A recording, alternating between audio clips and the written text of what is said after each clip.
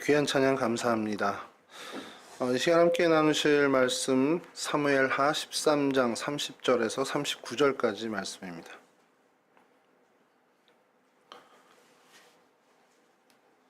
사무엘하 13장 30에서 30절에서 39절까지 말씀 저는 한 절씩 교독하도록 하겠습니다. 그들이 길에 있을 때에 압살롬이 왕의 모든 아들들을 죽이고 하나도 남기지 아니하였다는 소문이 다윗에게 이르매 왕이 곧 일어나서 자기의 옷을 찢고 땅에 들어누고 그의 기사들도 다 옷을 찢고 모셨던지라. 다윗의 형 시므야의 아들 요나답이 아뢰어 이르되 내 주여 젊은 왕자들이 다 죽임을 당한 줄로 생각하지 마옵소서. 오직 암논만 죽었으리이다. 그가 압살롬의 누이 다말을 욕되게 한 날부터 압살롬이 결심한 것이니이다. 그러한즉 내 주 왕여 왕자들이 다 죽은 줄로 생각하여 성심하지 마옵소서. 오직 암논만 죽었으리라 하니라. 이에 압살롬은 도망하니라. 파수하는 청년이 눈을 들어보니 보아라 뒷산 언덕길로 여러 사람이 오는도다. 여러 사람이 함께 이르되 벌써 왕자들이 온나이다. 당신의 종의 말대로 되었나이다 하고 말을 마치자 왕자들이 이르러 소리를 높여 통곡하니 왕과 그의 모든 신하들도 심히 통곡하니라.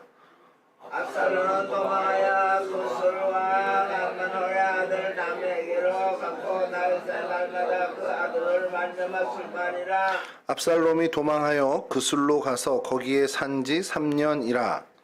다윗 왕의 마음이 압살롬을 향하여 간절하니 암논은 이미 죽었으므로 왕이 위로를 받았음이더라. 아멘. 오늘 성경 속 장소는 저희 우리 그술이라는 곳을 좀 살펴보려고 합니다. 그술이고 사건은 이제 우리 압살롬과 관련된 그 사건을 좀 살펴보려고 하는데요.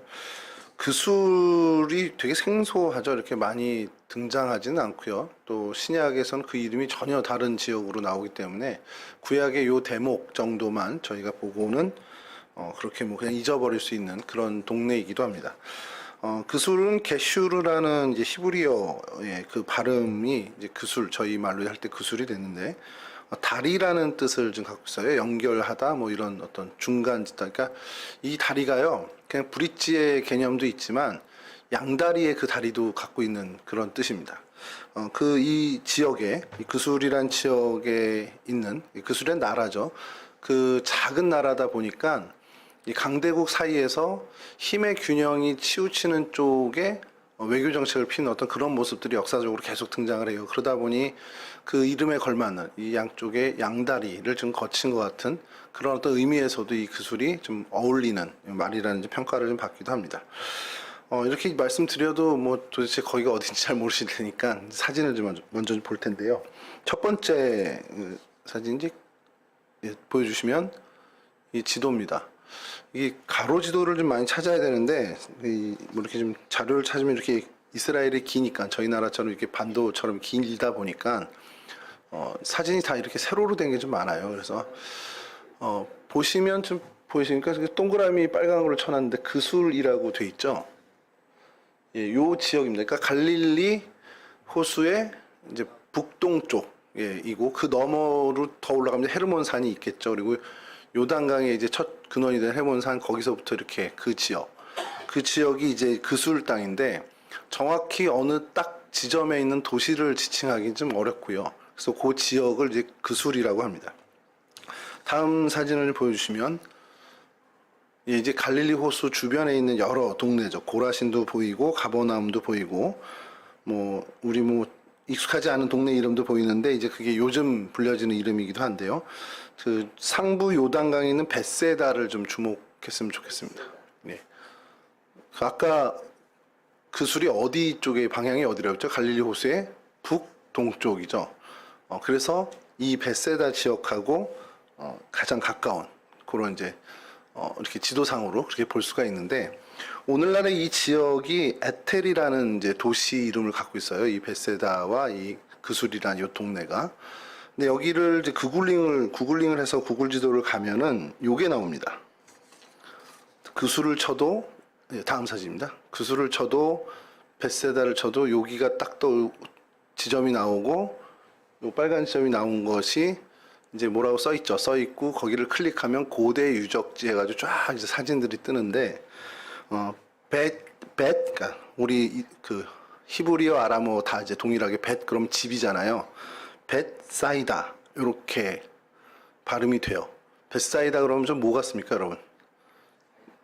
사이다 아니라 벳사이다, 벳세다에 우리말로 하면 이제 벳세다인데 걔네 이제 발음을 하면 벳사이다, 베이트사이다 뭐 이렇게 발음을 합니다.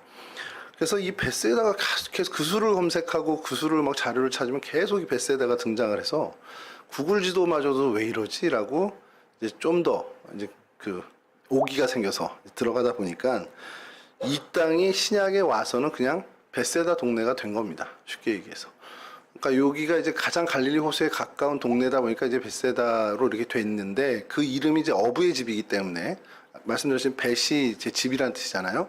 그래서 어부의 집이기 때문에 그냥 해안가에 있는 그 호숫가에 있는 그 동네를 그냥 벳세다 부르게 된 것이 신약까지 쭉 이어진 거고 그 이전엔 그술이라는 땅 그 나라가 존재했던 동네이기 때문에 그냥 그술이라고 불러왔는데 이제 다 그게 아수르 그 이후에 다 바벨론 때 다 멸망을 하잖아요. 그러다 보니 그 지역엔 구술이라는 나라는 이제 찾아볼 수가 없고 이제 뭐 헤롯 빌립 왕 때 이쪽이 그 분봉왕 그쪽의 통치령을 받고 있는 그쪽이었고 뭐 나중에 율리오라는 그 아우구스토의 딸 이름을 붙여서 이 벳세다를 율리오라고 또 이제 불리는 도시가 되긴 했지만 사람들 사이에서는 여전히 그냥 벳세다로 계속 불려지는 그러니까 어부의 집, 그러니까 어촌입니다. 우리말로 하면 이제 어촌 그 고기잡이 많은 동네 이런 식으로 불렸던 것이 지금까지 쭉 내려오는 그런 지역입니다. 그러니까 벳세다를 검색해도 구술이 연결되고 구술을 검색해도 이 벳세다가 계속해서 등장하는 이유가 그냥 저 동네입니다. 저 동네가 그술 땅이라는 거죠.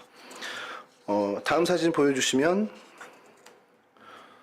예, 말씀드렸지만 이스라엘 사람들은 유대인들이죠. 돈 버는 데는 천재적인 사람들이라 어떻게든 관광객이 오게끔 다 이렇게 합니다. 예, 히브리어도 벳사이다가 돼 있고요. 영어로도 베디사이다라고 이렇게 기존에 표시되어 있는 관광 안내도입니다. 예수님의 그 오병이어 기적의 어떤 그런 이야기들도 여기 표지판에 들어 있고요. 그러니까 성경의 내용들을 다 지금 이스라엘은 기독교 국가가 아니잖아요. 유대교 국가인데도 불구하고 신약 성경에 예수의 이야기를 정말 많이 이제 해놓습니다. 왜냐면 그게 관광 상품이 되다 보니까 이게 돈이 되니까 쉽게 얘기해서 그래서 많은 곳에 이렇게 해놓고 다음 사진을 보여주시면 이 벳세다 성 당시 예수님 당시에 있었던 벳세다 그 마을의 입구에 있는 성문 터를 이렇게 보존하고 또 이렇게 좀 유지하고 있고요. 그 다음 사진을 보여주시면 거기에도 역시 이렇게 기념비를 세워놓고 관광 상품으로 많은 사람들이 오게끔 하죠. 그리고 거기에 이제 설명드렸다시피 어부의 집이다 보니까 이 어부의 집터들이 좀 유적으로 발견이 됐는데 다음 사진 보여주시면 이게 집터입니다. 그래서 뭐 올라갔던 벽이나 이런 것들은 기둥이나 벽은 다 없어졌지만 이런 어떤 가옥 구조를 가진 어촌의 집들이 많이 있었다라는 것을 좀 뭐 거의 밝혀주고 있습니다. 이 뭐 구글 지도에 있으면서 나오는데 이게 이제 그 동네 이제 그 에텔이라는 그 도시 안에 있는 유적지에 있는 사진들이고요. 이제 거기서 조금 더 그 바산 곤란이라고도 할 수 있고 우리 도피성 중에 하나인 곤란 그쪽 방향으로 이제 이 그술이란 땅을 좀 유적지를 찾아보면 구약 시대의 어떤 그술과 관련된 유적은 거의 전무하고요. 그래서 그 동네가 지금 어느 정도인지를 보면은 이런 사진입니다. 그냥 예 다음 사진도 이렇고요.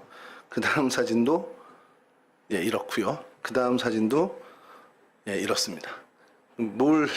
제가 사진을 이제 캡처하면서도 여긴 그냥 황량한 그냥 시골 동네구나. 그냥 사실은 어떤 경작지도 아닌 거예요. 보면은 그냥 방치되어 있는 그냥 빈 땅입니다. 그리고 그 다음 요 다음 사진을 보면 이건 좀 새로 사진이 한데 여기가 그 에텔이라는 그 도시 굉장히 작은 도시예요. 뭐 몇만도 안 되는 인구를 갖고 있다라고만 그러니까 통계 자체도 그냥 추정입니다. 만여 명 정도의 도시. 그러니까 저희로 치면 읍 단위도 안 되는 그런 동네고 거기에 그냥 그래서 멀리서 찍은 사진이긴 한데 그냥 제일 번화한 곳이랍니다. 여기가 그 블로거에 의하면 가장 번화한 도로에 그래도 횡단보도도 있고 이렇게 좀 돼 있는 도로 그 부분이 그러니까 이게 제일 큰 시내라고 하는 이런 정도 규모의 도시로 지금은 자리를 하고 있다라는 것이죠. 그리고 이게 이제 사진을 좀 가져온 다고요. 제가 이렇게 성경 속의 사건이나 이 성경 속의 지명의 이야기들을 좀 하다 보면 아차 싶을 때가 있어요. 야, 여기를 해야 되겠다. 참 좋은 사건이 있고, 야, 이건 정말 성도들과 좋은 어떤 그 메시지를 나눌 수 있겠다 싶어서 딱 정하고 찾기 시작하는데, 이게 웬걸 자료가 너무 없는 때가 너무 많아요. 그래서 한 일주일 동안 내내 고민하고 찾고 어디로 막 뒤져도 나오지 않는 그런 때가 있는데, 요번 주가 그랬습니다. 이 구술이 일주일 내내 뭐 이렇게 뒤져도 나오는 게 없습니다. 그렇다고 베세다를 할 수는 없잖아요. 베세다는 또 다음에 해야죠. 다음에 베세다를 했을 때 이제 막 딱 주님의 어떤 사건과 부르신 그 제자들 사건의 그 이야기를 할 때 베세다를 해야 되니까 그 술에서 할 때는 이게 너무 없구나라는 생각. 그래서 그냥 연관 짓는 게 신약의 베세다 동네와도 가깝고요. 우리 잘 알지만 므낫세 반지파의 도피성이었던 골란 그 지역도 이곳입니다. 그러다 보니 예전에 그 이전에는 이제 지파 12지파가 땅 분배할 때 므낫세 동네였고 므낫세 지파의 동네였고 그다음에 이후에 계속해서 이스라엘의 속국으로도 있었고 또 이렇게 뭐 독립적인 어떤 위치를 가졌던 그런 그술이란 나라로 유지할 때도 있었지만 결국엔 좀 멸망한 그 나라 그런 부분입니다. 그래서 그 헬몬산에서 어쨌든 가깝고 요단강 상류에 있다 보니까 그래도 이 지역이 좀 그래도 좀 그 목축이나 이런 것들이 굉장히 좋았던 것 같아요. 그래서 성경에서 여러분들 좀 들어봤겠지만 바산의 암소라는 이야기들을 좀 들은 기억이 있을 겁니다. 그 어떤 목축에 있어서만큼은 굉장히 최상품의 가축들이 자라나는 곳이었다라는 그 정도로 저희는 이 지역 설명을 좀 하면 좋을 것 같고요. 이제 성경 속에 나오는 이 부분들을 좀 성경 배경에 있는 이 그수를 좀 찾아보면 신명기 3장 13절에서 14절에 이 그술이 등장을 합니다. 길르앗의 남은 땅과 옥의 나라였던 아르곱 곧 온 지방 곧 온 바산으로는 내가 므낫세 반지파에게 주었노라.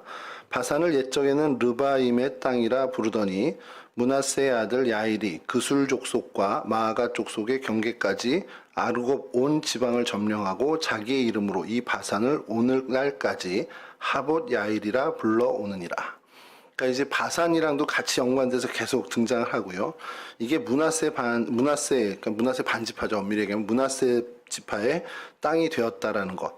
그리고 이것을 예전에는 르바임의 땅이라고도 불렀다라는 것이 이제 처음 등장하는 이 그술 족속으로 해서 등장하는 게 처음 등장하는 그술이 등장하는 성경의 첫 번째 부분입니다.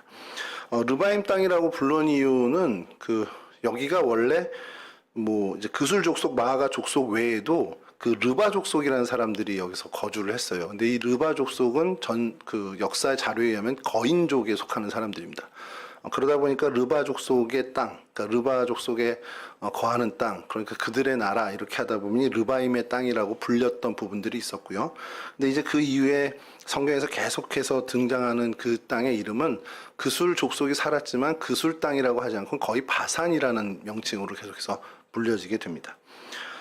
이 그술 족속이 므낫세의 아들 야일이 이곳을 점령하면서 이제 므낫세 반지파의 땅이 됐다라는 것이 성경의 첫 번째 증언이고요. 여호수아 이 시절에도 이제 이 부분들이 좀 나오는데 역사적으로는 이게 좀 더 앞선 사건이겠지만 성경에서는 이제 그 뒤에 있다 보니 여호수아 13장 13절에 이런 표현이 있습니다. 그술 족속과 마아가 족속은 이스라엘 자손이 쫓아내지 아니하였으므로 그술과 마아갓이 오늘까지 이스라엘 가운데서 거주하니라. 이게 계속해서 뭐 가나안 족속들을 다 밀어내지 못한 일들이 있잖아요. 그 블레셋도 그랬고요. 그러나 이 므낫세 족속 안에서도 므낫세 지파 안에서도 그술 족속과 마아갓 족속은 쫓아내지 못하고 그게 뭐 못 쫓아냈다기보다는 안 쫓아낸 것으로 보는 게 이제 성경학자들의 견해인데 그냥 이제 같이 더불어 살게 된 왜냐하면 그들에게서 얻어낼 게 많으니까 뭐 이제 그런 것들이 있어서 그냥 같이 더불어 거주하게 되었다라는 그런 기사를 여호수아에서 이렇게 이야기합니다. 이제 다윗 시대로 넘어와서는 이제 좀 여기가 비중 있게 좀 다가오게 되죠. 사무엘하 3장 2절에서 3절 말씀인데요. 먼저 이걸 읽어드리겠습니다. 다윗이 헤브론에서 아들들을 낳았으되 맏아들은 암논이라 이스르엘 여인 아히노암의 소생이요 둘째는 길르압이라 갈멜 사람 나발의 아내였던 아비가일의 소생이요 셋째는 압살롬이라 그술왕 달메의 딸 마아가의 아들이요. 그러니까 헤브론에서 지낼 때 그 다윗이 아들들을 낳았는데 이 세 부인에게서 이러한 아들들이 낳았다는 것을 사무엘 하에서 이야기합니다.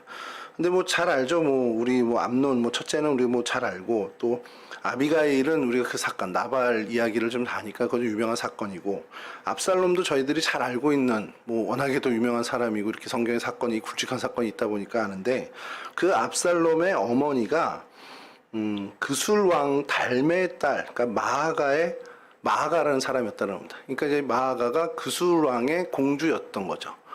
그러니까 이 그술이라는 나라가 작은 나라임에도 불구하고 정치 외교적인 어떤 이런 수완들이 좋았던 것 같아요. 그리고 또 좀 이따 성경에 살펴보겠지만 외모가 뭐 좋았던 모양이겠죠. 그러다 보니 다윗 왕의 어떻게 보면 이제 왕비가 될 수 있는 어떤 기회를 얻게 되었다는 겁니다. 그리고 거기서 사이에서 태어난 사람이 압살롬이라는 거죠. 오늘 저희가 본문을 읽었지만 압살롬이 이 사고를 치고 그술 땅으로 도망을 가는데 그 도망간 이유가 아주 자연스러운 겁니다. 쉽게 해서 외갓집으로 도망간 겁니다. 쉽게 얘기해서요. 그런 정도의 우리 이야기를 이 성경에서는 이 그술에 대해서 언급을 하고 있습니다. 뭐 역사적으로 얘기하면 왕국 시대이 계속 이때는 이스라엘의 속국으로 계속 지냅니다. 그리고 분열 왕국 시대에도 뭐 약간은 좀 속국처럼 같은 위치에 있었지만 이스라엘의 국력이 좋았다 나빠졌다 하다 보니까 그 옆에 있는 아람이랑 동맹을 맺고 이스라엘을 침략하는 일까지도 좀 하는 그러니까 굉장히 이중적인 외교를 잘 하던 나라로 역사에선 평가를 하고 있고요. 나중에 이제 그 후에는 다메섹 왕국에 합병되는 이제 그런 역사에서 자취를 감추게 되는 그런 그런 나라라고까지는 그렇지만 어떤 그 민족이 바로 이 그술 족속이라고 보시면 됩니다. 그리고 이제 그 역사적인 변천을 좀 찾아보면 1967년의 기록이 좀 나옵니다. 이거 뭐 저희가 이것까지 알아야 되나 싶은데 너무 자료가 없으니까 제가 좀 기재를 해온 것이 이스라엘의 새로운 정착지가 이제 거기에 팔레스타인 지역에 편성되고 1968년 4월쯤에 이 지역에 키부츠, 그러니까 공동농장이 생성이 되는 겁니다.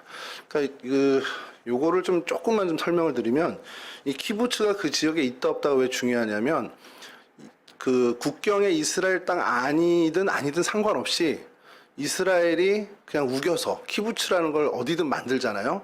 그럼 그걸 보호한다는 명목으로 이스라엘 군대가 주둔합니다.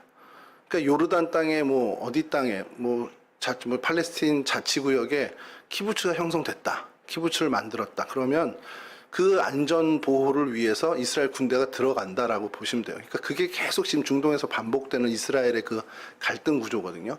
그러니까 이번에도 뭐 그 계속해서 그 하마스하고 계속 갈등이 나오는데 이 모든 일들의 사실은 처음 빌미가 되는 것이 이 키부츠가 좀 큽니다. 그래서 이 1968년 4월에 이쪽 갈릴리 지역의 그 골란고원이죠. 골란고원 지역에 이곳에 이제 키부츠가 형성됐다라는 게 이스라엘 역사에 있어서는 굉장히 의미심장한 일이 될 수 있다는 거죠. 그래서 그 지역을 이제 공식적으로 이스라엘 군대가 주둔하고 이스라엘이 보호한다는 차원에서 사실 거기를 이제 점령하게 되는 사실 그렇게 해서 이스라엘 지금 팔레스틴 땅이 점차 확장돼 갔다라고 좀 보시면 되죠.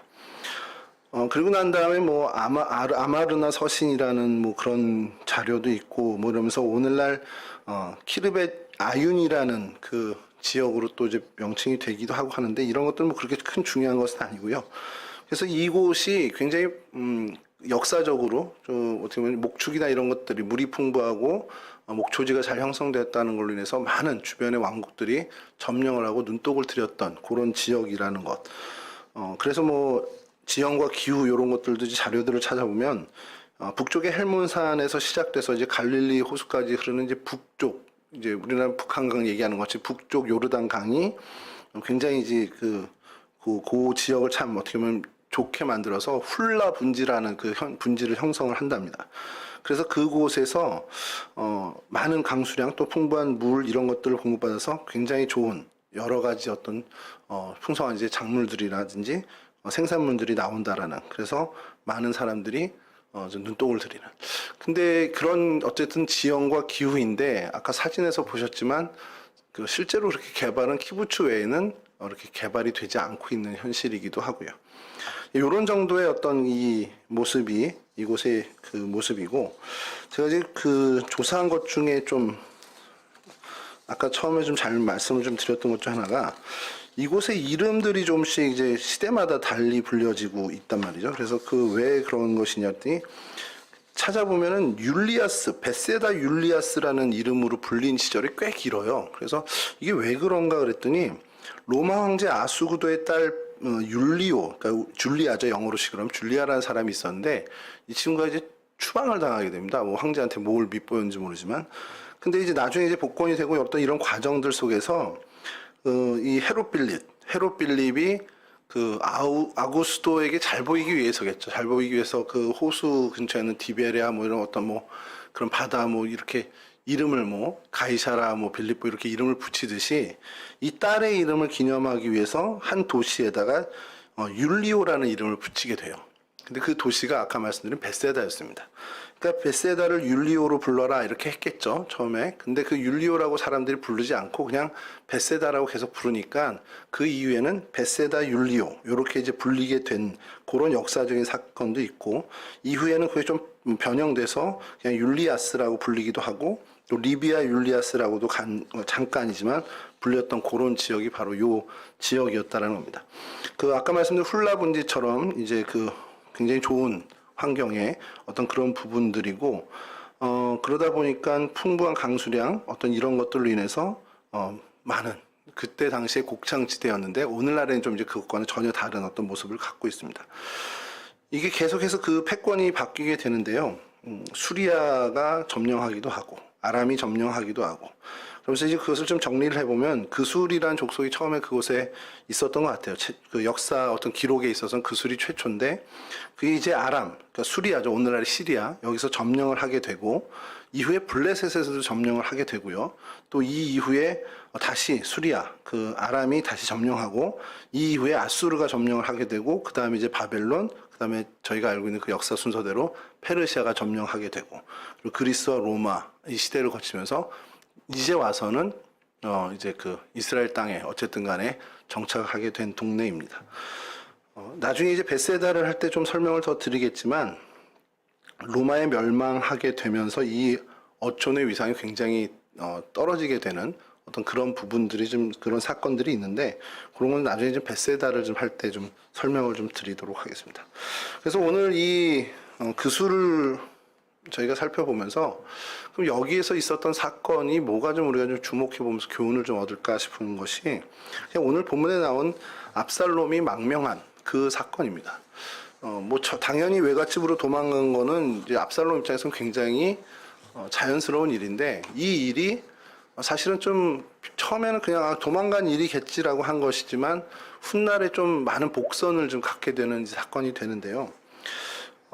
그 얘기들을 좀 이렇게 말씀을 준비하다가 얼핏 들은 얘기를 하나 들은 것이, 그 제가 전에 용두동 교회에 있을 때 그 교도소 그리고 구치소 사역을 좀 했었습니다. 그래서 사회봉사부가 그곳에 가서 예배도 같이 드려주고 문화 공연도 하고 이런 일들이 있었는데, 우연치 않게 이번에 그 용두동 교회 부목사님하고 좀 식사를 하면서 이야기를 하다가 구치소 방문해서 하는 것을 다시 시작하겠다는 얘기를 하는 거예요.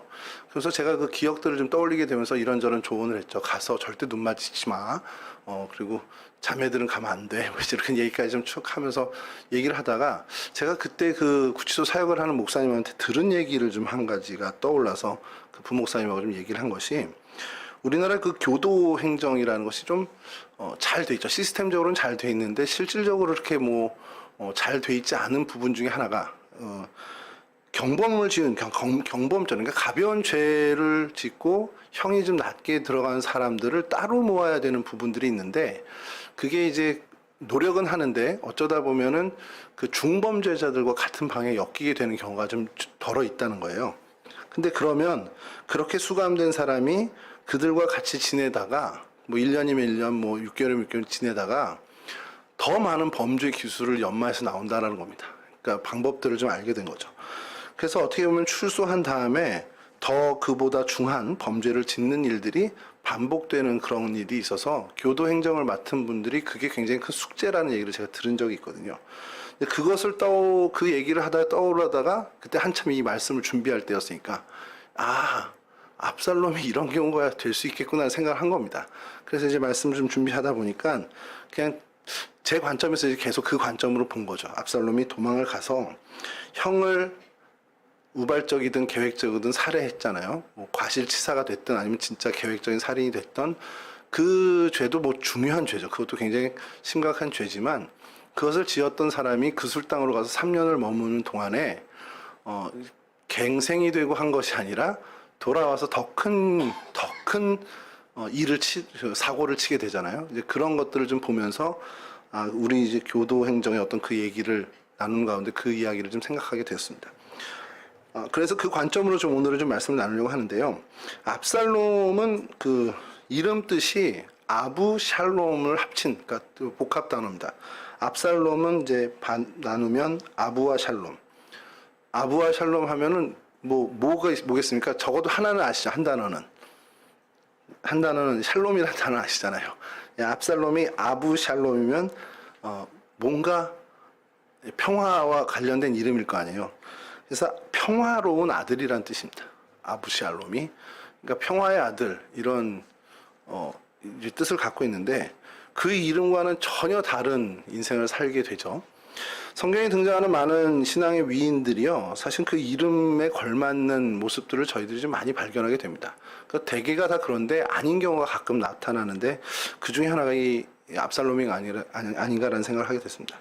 아브라함은 이름이 물론 바뀌어서 아브라함이 됐지만 그 아브라함 역시 열국의 아버지답게 그 믿음에 있어서만큼은 굉장히 큰 족적을 남긴, 어떻게 보면 믿음의 조상이 되는 그러한 일이 되었고요. 또 신약의 우리 베드로는 원래 시몬이라는 이름을 갖고 있었는데 주님께서 베드로라는 이름, 페트라라는 이름을 주셔서 정말 반석처럼, 그 이름답게 반석처럼 교회를 굳건하게 하는 역할을 잘 감당합니다.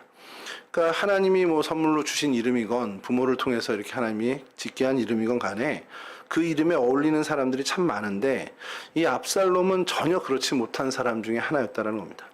그 이름과 전혀 다른 삶을, 그런 어떻게 보면 전혀 그 이율배반적인 삶을 산 사람이 되어 버렸죠. 평화의 아들인데 물론 이건 다윗이 씌워줬을 것 같아요. 근데 그의 인생은 온통 싸움과 고난, 갈등밖에 없었던 것 같은 그러한 삶을, 평화라고는 전혀 다른 불화의 아이콘이 되어버렸다는 겁니다. 압살롬이 다윗 왕가의 어떤 그 형제죠. 형제들과 왕가의 어떤 모든 질서들, 내적인 어떤 다윗 왕가, 그러니까 왕궁의 어떤 질서들이나 이런 것들을 다 깨버리는, 어떻게 보면 불화의 아이콘이 되고 질서를 깨고 견고했던 그 평안을 깨트리는 혼돈을 일으키는 자가 되었다라는 것, 그것이 바로 압살롬의 정체성입니다. 이런 모습을 보면서 그냥 저희들이 좀 교훈을 얻어야 되는 것은 우리의 정체성, 우리의 칭호는 하나님의 백성, 하나님의 자녀, 거룩한 무리라는 성도라는 무리도 저희들 정체성을 규정하는 명칭인데, 압살롬이 평화의 아들이라는 이름을 가졌음에도 불구하고 그렇게 이름값을 하지 못한 그런 삶을 살았던 것을 우리가 좀 반면교사 삼아서 적어도 저희 본명 말고요, 저희들의 정체성을 규정하는 하나님의 자녀라든지 하나님의 백성이라든지 어떤 평화의 도구라든지, 우리가 하나님이 우리에게 주시는 많은 우리의 정체성들에 걸맞는 삶을 사는데 우리가 얼만큼 정말 그렇게 살고 있느냐. 저 이 말씀을 준비하면서 그 하나 더 생각나는 것이, 하나님의 백성, 하나님의 자녀도 우리의 정체성이지만 오늘 2023년과 24년 이 두 해 동안 저희들의 정체성을 규정하는 가장 많이 저희가 빈번하게 하는 것은 순례자입니다. 순례자라는 어떤 정체성을 갖고 저희가 그 칭호를 지금 스스로에게 또 서로에게 그 칭호로 바라보고 있는데, 그렇다면 정말 저희가 이 땅을 살아가는 천국 나그네, 그 순례자로서의 삶, 그 이름에 걸맞는 생활을 저희가 하고 있는지, 그런 신앙의 행보를 걷고 있는지에 대해서도 좀 생각해야 된다는 거죠. 우리가 함께 어우러지는, 우리가 순례자로서 서로의 얼굴을 빛나게 하는 그러한 일들 속에서 저희들이 머물러야 하는데, 우리가 교회 공동체 안에서 신앙생활을 하며 그 신앙 여정을 걸을 때 서로의 얼굴을 빛나는 일보다 오히려 이 공동체 안에서의 질서를 깬다거나 공동체에 주신 하나님의 그 견고한 평안을 흐트러뜨리는 어떤 그런 일의 주역으로 혹은 그런 일에 우리가 쓰임받는 것은 아닌가라는 생각을 좀 해봐야 될 필요가 있다는 것이죠. 그래서 늘 우리가 기도해야 되는 것은 하나님, 내가 이 우리 공동체 안에 순례자들이 모여 함께 신앙생활을 해나가는 이 공동체 안에서 하나님의 질서를 더욱더 공고히 세우는 자로 살아갈 수 있게, 또 하나님 주신 그 귀한 평안을 더욱더 우리가 굳건하게 정말 견고하게 세워가는 일에 쓰임받는 성도의 삶을, 그 신앙의 여정을 걸었으면 좋겠습니다라는 기도와 소망을 갖고 저희들이 살아야 되지 않겠냐라는 것이죠. 그런 어떤 그 이름에 걸맞는, 정말 천국 순례자, 천국 나그네 순례자로서의 그 이름에 걸맞는 신앙의 한 걸음 한 걸음 그 행보를 걸어가는 그러한 일에 저희들이 좀 소망을 두고 나가야 되지 않겠나. 그냥 압살롬이라는 그 이름 하나만을 보고 저희들이 좀 얻는 교훈은 이것이 아니겠냐는 생각을 좀 해보게 되었습니다. 두 번째로 생각하는 것이 이 평화의 아들이라는 이름에 걸맞지 않은 삶을 산 것뿐만 아니라 아버지의 관계에서도 좀 생각을 하면 이 아부샬롬이라는 이름은 이중적인 의미를 갖고 있어요. 평화의 아들이라는 뜻도 갖고 있지만 내 아버지는 평화로우시다라고 의역할 수도 있는 그런 단어입니다. 그러니까 아버지에게 있어서 평화의 아들인 거잖아요. 그러니까 이 평화의 아들이라고 하신 것이 아버지에게 있어서 평화의 아들이다 보니까 이것이 의역돼서 그 아버지가 평화로운 삶을 산다라는 겁니다. 이 아들로 인해서 내가 평화롭게 된다라는 거죠. 자, 근데 전혀 그렇지 못했죠. 압살롬으로 인해서 다윗은 너무너무 불편하고 너무너무 어려운 그러한 시절을 살게 됩니다. 아버지가 바라는 평화의 아들이 되어야 함에도 불구하고 어떻게 보면 성경에 있는 여러 사람들 중에 가장 어떤 불효를 끼친 사람이 아닐까라는 생각을 하는 거예요. 그러니까 뭐 어떻게 효자로 살았냐, 어떻게 불효자로 살았냐 이런 어떤 이야기를 할 정도의 논외의 대상이 안 될 정도로 뭐 효자 이건 뭐 끝내지 못 아버지의 생명을 어떻게 보면은 좀 노렸던 그런 정말 불효자 중에 불효자의 어떤 모습을 갖게 된 거죠. 자기 누이를 겁탈한 그 배다른 형이죠. 암논에게 보복한 것 그거 자체도 사실은 아버지에게 엄청난 상실감을 주게 됩니다. 뭐 어쨌든 다윗에게 있어서는 장자였고요. 그 품성이 어떻든 정말 인성이 좀 안 좋다. 오늘날의 표현으로 인성이 정말 아니야라고 하는 사람일지언정 다윗에게 있어서는 어쨌든 간에 그 장남, 첫 아들이었습니다. 근데 어쨌든 그를 살해했죠. 살해했고 그 일을 뭔가 정리를 하지도 못하게끔 어떤 수습하지도 못하게끔 그저 먼 땅 이 그술로 도망쳐 버리는 거죠. 그러니까 뭔가 이것을 시비를 가린다 뭐 그 차원을 넘어서서 다윗에게 있어서 이것을 마음 정리를 하거나 아니면 압살롬에게 어떤 답답한 마음이 있을 거 아니에요.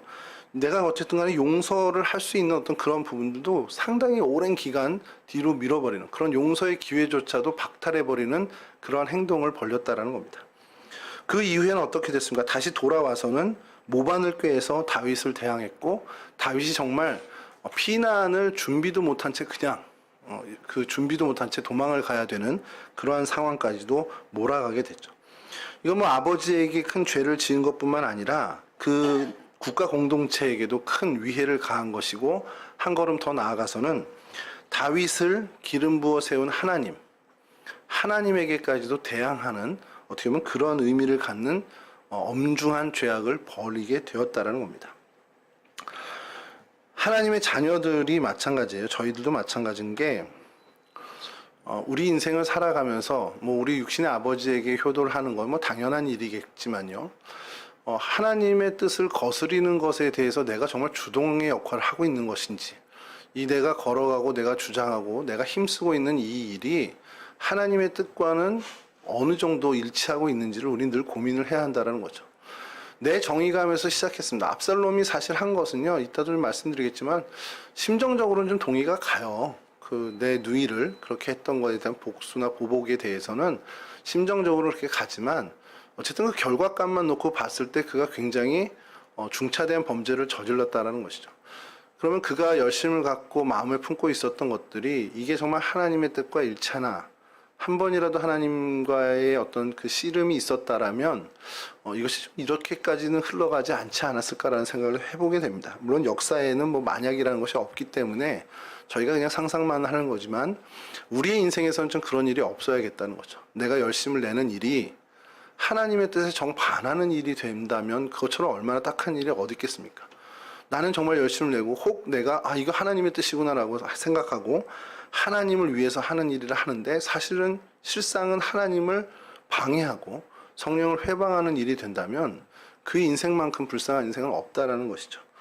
압살롬의 이 사건과 압살롬, 정말 큰 불효자가 된 압살롬의 모습을 보면서 우리의 삶을 다시 한번 좀 점검해 볼 필요가 있다는 거죠. 내가 지금 힘쓰고 있는 일, 내가 정말 이 감정이 고조돼서 분개하거나 내가 감정을 많이 소모하는 이 일이 하나님의 뜻과는 무관한 일이 될 수도 있겠구나라는 그런 어떤 약간의 두려움을 가지고 내 스스로 좀 살펴보는 그러한 일들이 저희 가운데 좀 있어야 될 줄 믿습니다.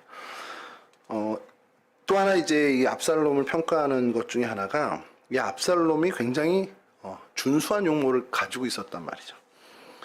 사무엘하 14장 25절인데요. 온 이스라엘 가운데서 압살롬 같이 아름다움으로 크게 칭찬받는 자가 없었으니 그는 발바닥부터 정수리까지 흠이 없습니다. 성경에서 이 정도로 증언을 해줘요. 그래서 이걸 세번역으로 좀 한번 봐봤습니다. 세번역은 또 더 좀 와닿게 얘기를 하는데요. 온 이스라엘에 압살롬처럼 머리끝에서 발끝까지 흠잡을 데가 하나도 없는 미남은 없다고 칭찬이 자자하였다. 와, 제가 이거 딱 성경을 읽으면서 누구를 그럼 이야기하는 걸까? 정학순 장로님이요. 아멘. 네. 어쨌든 간에 어쨌든 외모, 그 용모, 그 비주얼, 이것에서는 온 이스라엘의 최고라는 거죠. 그 칭찬을 받았던 사람이라는 겁니다. 근데 심지어 성경은 어떻게까지 얘기하냐? 14장 27절에 이 얘기까지 이어 덧붙입니다. 압살롬이 아들 셋과 딸 하나를 낳았는데 딸의 이름은 다말이라 그는 얼굴이 아름다운 여자더라. 그러니까 압살롬에게 그 누이의 이름과 동일한 이름의 다말이라는 딸이 있는데 그 딸 역시도 성경이 인정하는 아름다운 여인이었다는 거예요. 그러니까 그 집 자체가 그냥 다 예쁘고 잘생기고 한 사람들이라는 거죠. 성경을 보면 좀 부러운 것들이 있었죠. 이거 하나 걱정이 없겠구나. 요즘 차은우가 그 대명사잖아요. 미남의 대명사. 잘 모르시는구나. 일조부자 유병재와 차은우의 외모 선택하라면 다 차은우를 선택한다는 겁니다. 일조부자도 필요 없는 거예요. 그 정도 외모면. 그러니까 그런 정도로 이 외모에 있어서 물론이고 어쨌든 보이는 그 모든 것에서는 압살롬을 능가하는 자가 단 하나도 없었다는 것이죠. 성경학자들이 이 부분에 주석을 좀 달았는데요. 다윗이 그 용모가 준수함이라는 게 성경에서 증언되는 것들이 있으니까 다윗에게 영향을 받은 것이 있겠구나 라는 생각을 하는데 성경학자들은 거기에 한 걸음 더 나가서 이 이방 땅 작은 나라 이 그술의 공주가 다윗에게 눈에 들어서 왕비가 되었다라는 것은 그만큼 외모가 출중했을 것이다. 그러니 압살롬의 이 외모는 이 달메의 딸인 마아가의 어떤 유전자 아니겠냐라는 것이 성경학자들의 어떤 해석들입니다. 그랬든 저랬든 간에 이 용모가 뛰어나다라는 것. 그래서 거기에 제가 재미난 것이 하나가 뭐였냐면 성경 주석이에요. 이 마아가라는 이 압살롬 어머니의 이름이 있잖아요. 그 뜻이 제압하다라는 뜻을 갖고 있대요. 여자 이름을 제압하다라고 짓는 게 좀 그런데 이제 거기 뭐냐면 워낙에 미모가 월등해서 많은 사람들을 제압하는 여인이었을 것이다라는 것이 성경학자들의 이야기입니다. 그러니까 주석에 그렇게 좀 달려 있는데, 그러니까 그 정도로 뛰어난 미모, 그렇기 때문에 가나안 족속임에도 불구하고 다윗 왕의 눈에 들어서 후비까지 됐다. 이런 얘기들을 좀 하는 거죠. 여하튼 이제 그건 다 빼고요. 비주얼에 있어서, 그러니까 보함직한 거에서는 정말 탑을 달리는 사람이었다는 거예요. 이 압살롬이. 그러니 저희들이 지금 생각할 때, 이 외형적인 것, 보함직한 것, 이것에 대해서 우리가 기대할 때, 저 사람은 보이기에도 참 좋으니 저 사람의 인격과 성품과 신앙은 정말 좋겠구나. 이런 판단으로 이어지면 안 된다는 겁니다. 근데 사실 저희들이 그렇거든요. 그분이 어떤 신앙생활 하는 모습들, 가까이에 계시지 않는다면, 먼 발치에서 봤을 때, 저분은 정말 얼굴부터가 참 신앙이 좋아 보여. 혹은 그분이 교회 열심히 하는 그런 모든 모습들을 보면서 아, 신앙이 좋겠구나, 정말 하나님으로부터 인정받겠구나, 이런 판단을 저희는 보여지는 것에서 한다라는 거죠. 근데 그것에 대해서 우리가 조금은 좀 신중함을 가져야 한다는 겁니다. 압살롬은 그 보이는 것과 전혀 다른, 뭐 신앙이라면 신앙, 성품이라면 성품을 갖고 있었다는 거죠. 이게 내 자신을 점검하는 귀한 일이 될 수도 있겠지만 사람을 바라보는 기준에 있어서도 우리가 조금은 좀 신중해야 될 필요에 그런 교훈을 준다라는 겁니다. 불신 세상에서 사람 중에 어떤 겉에 보이는 것들이 괜찮다고 해서 그의 속사람까지도 괜찮다라고 기대하는 것이 어리석은 거라는 건 우리는 잘 알고 있습니다. 사기꾼일수록 그 외형은 훨씬 더 보암직한 것은 우리는 잘 알고 있죠. 속과 겉이 다 아름다운 사람이 돼야 되는 게 우리의 목표이긴 합니다만, 그 겉에 보이는 것이 좀 부족하다 하더라도 우리의 속사람이 훨씬 더 정말 많은 사람들에게 선한 모습이 되고 또 많은 사람들에게 인정을 받을 수 있는 모습이 되어야 하는 것에 저희들이 집중해야 한다는 것이죠. 그것은 오직 성령 하나님께서 우리 안에 내재하시고 성령 하나님께서 우리 인도하시는 그 일 외에는 우리의 어떤 인간적인 수단으로는 사실 그것을 이루기는 어렵다라는 겁니다. 압살롬이 정말 하나님의 성령의 메인 사람으로서 그렇게 됐다면 그의 가진 외모 이상으로 그 속사람도 훨씬 더 아름다운 사람이 되었을 테지만 그 부분에 있어서 실수를 했고 놓치다 보니 그저 겉에 보이는 모습으로만 성공한 사람이 되었다는 겁니다. 오늘을 살아가는 저희들도 마찬가지죠. 우리가 보여지는 것에서 승부를 하는 것은 아닙니다. 많은 사람들이 보고 있고 많은 시선이 나를 쳐다보고 있기 때문에 내가 이 상황에서 이렇게 해야지.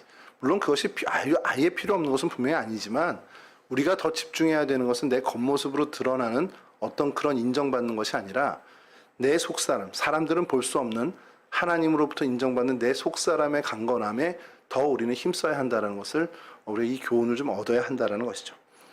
어쨌든 이 외모와는 달리 압살롬은 굉장히 흉악한 성품을 가졌던 또 간교한 성품을 가졌던 사람이었다는 겁니다. 그 이유를 어떤 폭주하는 그가 정말 분노 때문에 폭주해서 그렇게 됐다라고 설명하기에는 너무 어려운 것들이 이 이후에 반역을 한 다음에 다윗의 후궁까지 겁탈하는 그 반인륜적인 행위까지를 보면서 이거는 감정이 격해져서 그 형 암논 자신의 누이를 겁탈한 어떤 그거에 대한 복수 차원은 이미 넘어선 부분이라는 거죠. 선을 넘어도 한참 넘은 그의 모습을 보면서 성경학자들은 해석이 그저 그 명분만이 그냥 자기 여동생에 대한 그것이지 사실은 그가 가졌던 추악한 그의 심성과 그의 성품이 결국엔 드러난 것이다라는 것을 해석을 합니다. 저도 그 말에 굉장히 동행을 하는 것이 자기 형, 그 배가 다른 형 암논을 동생을 추행했다. 그리고 그 이후에 뭐 굉장히 모멸감을 주었다. 그 일 사건으로서 순간적으로 그 뭐 분노에 의해서 살인할 수 있다. 뭐 그것도 안 되지만 거기까지 해서 그냥 멈췄다면 그런 사람이겠구나 생각하겠지만 그 이후에 그가 모반을 계획하고 행하는 모든 일들이 그런 어떤 그 정도 분노에서 출발한 것은 아닌 오히려 더 그의 안에 있는 야욕이 훨씬 더 있었다라는 것을 좀 증명하는 일이 아니겠냐라는 겁니다. 그러면서 아까 처음에 말씀드린 그 교정 있잖아요. 그럼 이 사람이 처음부터 이렇게 됐을까? 물론 그럴 수도 있겠지만 그 술에 가 있던 그 3년이 경범죄를 저지르고 수감된 사람이 여러 악한 그 중범죄자들과 어울리면서 더 큰 범죄자로 나와서 그 사고를 치는 것과 같은 모습처럼 그가 그 술당에 머물렀던 이 3년이 그에게 어떻게 보면 더 큰 악영향을 준 것이 아닐까라는 생각을 합니다. 그래서 여러 자료를 찾았는데 재미난 그 성경 주석에 재미난 해석들이 있더라고요. 그 수랑 입장에서 이제 보는 겁니다. 외손자가 사고를 치고 왔어요. 사실은 그렇다면 혼내서 돌려보내야 되는 게 맞죠. 외할아버지 입장에서 진짜 바람직한 외할아버지라면. 근데 그 수랑도 한 나라의 왕이고 더더군다나 약소국의 왕이다 보니 이 길이 기회가 돼서 잘하면 우리 외손자가 이스라엘의 왕이 될 수도 있겠네라는 생각을 하지 않았겠냐라는 거예요. 그게 가능한 것이 장자였던 암놈이 죽었습니다. 그러다 보니 압살롬에게도 기회가 생길 수 있겠다라는 것이죠. 그러면서 그가 3년 동안 머무는 그 시절에 외할아버지로부터 어떤 이 야욕에 대한 이야기를 좀 듣고 그 안에서 이 야망을 품은 것이 아니겠냐라는 해석이 있습니다. 물론 이건 그 주석가의 상상이겠지만 저는 충분히 가능할 수 있다는 생각을 하는 거죠.